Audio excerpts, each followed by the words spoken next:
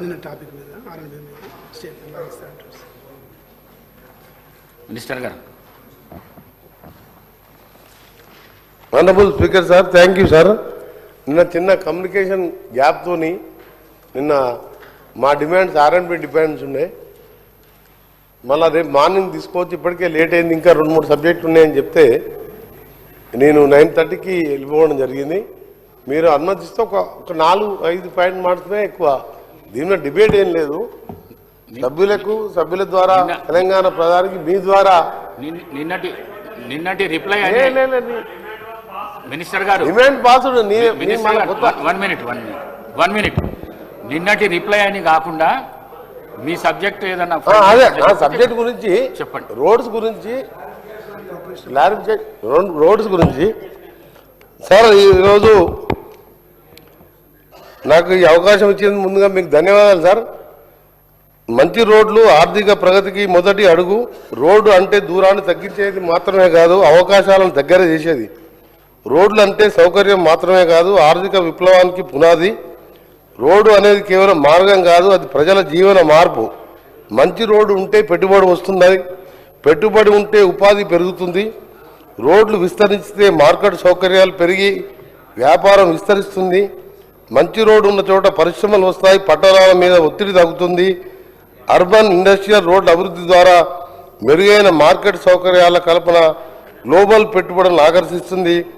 గ్రామీణ రోడ్ల అభివృద్ధి ద్వారా రైతు పంట మార్కెట్కి చేరుతుంది. పిల్లల చదువు కోసం బయటికి వెళ్తారు, పేషెంట్ సమయానికి ఆసుపత్రికి చేరుకుంటాడు.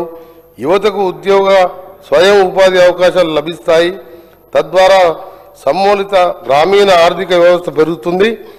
ఇవన్నీ దృష్టిలో పెట్టుకుని ముఖ్యమంత్రి రేవంత్ రెడ్డి గారి నాయకత్వంలో మా ప్రజాప్రభుత్వం అనగా రోడ్ల అభివృద్ధికి శ్రీకారం చుట్టింది. ప్రజాపాలన ప్రగతి ప్రణాళిక 99 రోజుల్లో అలైవ్ అని సేఫ్గా ఇంటికి వచ్చే విధంగా ఆ కార్యక్రమం కూడా చేర్చడం జరిగింది. పోలీస్ శాఖ డీజీపీ ఆర్ఎన్బి గారు ప్రత్యేకంగా జిల్లా వారీగా అవేర్నెస్ క్యాంపులు పెడుతున్నాం. రోడ్డు అభివృద్ధి అనేది కేవలం ప్రభుత్వ విధానం మాత్రమే కాదు, ప్రాణాలను కాపాడే బాధ్యత కూడా మా ప్రభుత్వం మీద ఉంది. ఆర్ఎన్బి శాఖ పరిధిలో మొత్తంగా 34,062 కిలోమీటర్ల రోడ్ నెట్వర్క్ ఉంది. అందులో 29,079 కిలోమీటర్లు రాష్ట్ర రహదారులు, 4,983 కిలోమీటర్ల జాతీయ అధ్యక్ష. జనరల్గా మీకు దీని మీద ఈరోజు స్టేట్ రోడ్స్లో మన ప్రభుత్వం వచ్చిన తర్వాతనే 7,589 కోట్లు స్టేట్ రోడ్లో మీరు శాంక్షన్ చేయడం జరిగింది. వర్క్స్ అన్ని కూడా పురోగతిలో ఉన్నాయి. గత ప్రభుత్వ హయాంలో 9.5 సంవత్సరాల్లో 5,304 కోట్లు మాత్రమే ఖర్చు పెట్టడం జరిగింది. అంతేకాకుండా వాళ్ళు వదిలేసిన బకాయిలను కూడా మేము చెల్లించడం జరిగింది. గడిచిన 27 నెలల్లో ప్లాన్ నిధుల ద్వారా మా ప్రభుత్వం 595 కిలోమీటర్ల రోడ్లు వంతెనలు పూర్తి చేశాము. 1,035 కోట్లు ఖర్చు పెట్టడం జరిగింది. నాన్ ప్లాన్ ద్వారా 323 కిలోమీటర్లు 16 బ్రిడ్జెస్ కూడా పూర్తి చేశాం.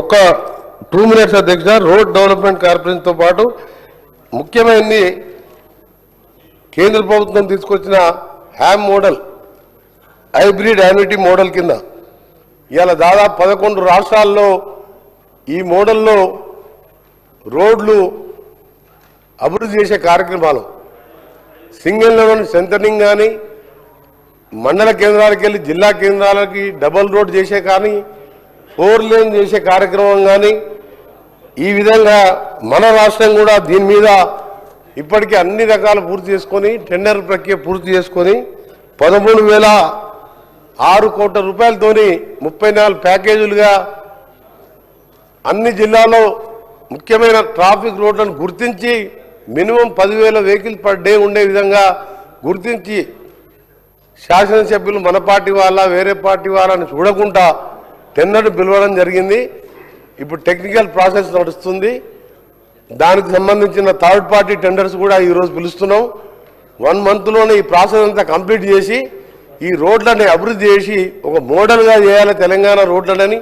ఎందుకంటే మన దేశంలో మన రాష్ట్రంలోనే యాక్సిడెంట్లలో సంవత్సరానికి 6,500 మంది లాస్ట్ ఇయర్ చనిపోవడం జరిగింది. అందుకని రోడ్ల మీద ప్రత్యేక దృష్టి పెడుతూ కేంద్ర ప్రభుత్వం కూడా ముఖ్యమైన రోడ్లు 1-2 చెప్తాను.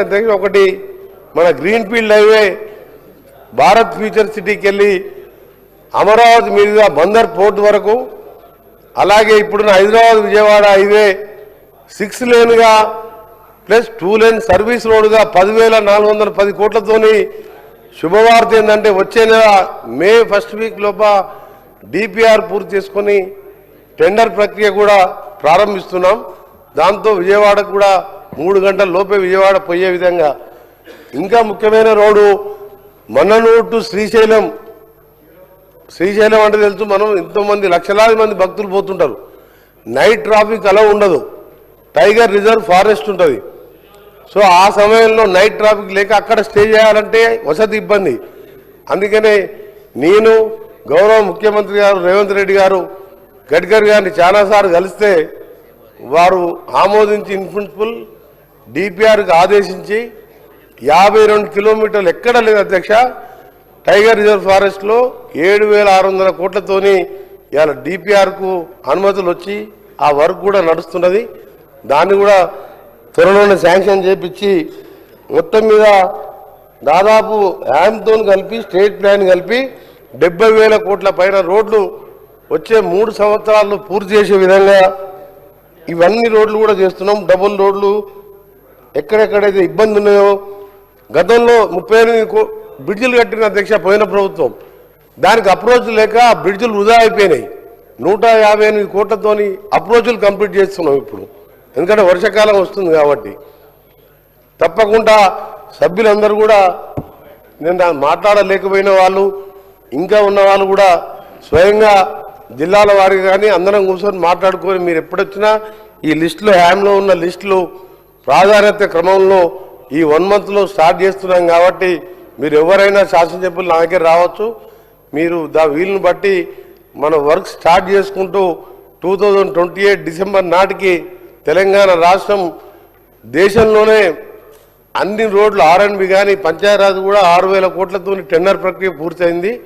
టోటల్ రోడ్లని మోడల్గా చేసి ఎవరు కూడా యాక్సిడెంట్ కానీ గ్రామీణ ప్రాంతాల్లో రోడ్లు బాగుంటే అక్కడనే ఇండస్ట్రీస్ వస్తే అక్కడ ఉన్న ఉపాధి కలిపే అవకాశాలు వస్తాయి. కాబట్టి దీని ఒక ప్రత్యేక కార్యాచరణ తీసుకున్నామని చెప్పి మీ సభ్యులందరికీ తెలియజేసుకుంటూ మరొకసారి సభ్యులందరికీ ఈ రాష్ట్ర ప్రజలకు తెలంగాణ ఆర్ఎండ్బి శాఖ బిల్డింగ్స్ కూడా ఉస్మానియా కొత్త హాస్పిటల్ కడుతున్నాం. ఆల్రెడీ వర్క్ ఫుల్ నడుస్తున్నది. కొత్త హైకోర్టు బిల్డింగ్ అది కూడా పిల్లర్స్ లెవెల్లో బాగా ఫాస్ట్గా నడుస్తున్నది వరకు. టీమ్స్ పేరు మీద 4 హాస్పిటల్స్ దాదాపు 8,000 కోట్లతోనే ఈ నెక్స్ట్ ఇయర్ ఎండింగ్కి మొత్తం పూర్తి చేస్తున్నాం. ఈ జూన్ ఎండింగ్కి సనత్ నగర్ టీమ్స్ హాస్పిటల్ దాదాపు అది 2,000 కోట్ల రూపాయలతోని దాన్ని కూడా ఓపెనింగ్ చేసుకోవడం జరుగుతుందని చెప్పి తెలియజేసుకుంటూ, రాష్ట్రంలో ఎక్కడన్నా బిల్డింగ్స్ కానీ ఇంకా ఏమైనా ఉన్నా సరే గత ప్రభుత్వంలో కంటే కలెక్టర్ ఆఫీసర్ బిల్డింగ్స్ పేమెంట్లు మిగిలిపోయిన వర్క్స్ కూడా ఈ 2.5 ఏళ్లలో పూర్తి చేయడం జరిగింది. మా సోదరుడు గౌరవ మంత్రి ఇన్ఛార్జి మంత్రివర్యులు చెప్పినప్పుడు నేను ముఖ్యమంత్రిగా నడితే మీరు హైదరాబాద్ కలెక్టరేట్ మంచిగా కట్టండి, ప్లేస్ సెలెక్ట్ చేసుకొని చేయమని చెప్పి ముఖ్యమంత్రి గారు కూడా ఒప్పుకున్నారు. సరి అయిన సమయంలో దాన్ని కూడా డిజైన్ చేపించి స్టార్ట్ చేస్తామని తెలియజేసుకుంటూ మీకు ప్రత్యేకంగా ధన్యవాదాలు. అలాగే మా గౌరవ మంత్రివర్యులు మా లెజిస్లేటివ్ అఫేర్స్ మినిస్టర్ గారికి ఆయనే పర్మిషన్ ఇస్తేనే పోయినా, తర్వాత నా బాధ్యత తీసుకొని వారు నా తరఫున కూడా నేను చెప్పినందుకు వారికి కూడా మా డిపార్ట్మెంట్ తరఫున మా శ్రీధర్ బాబు గారికి ప్రత్యేకంగా ధన్యవాదాలు తెలియజేసుకుంటూ మీకు కూడా ప్రత్యేకంగా కృతజ్ఞతలు. Thank you very much.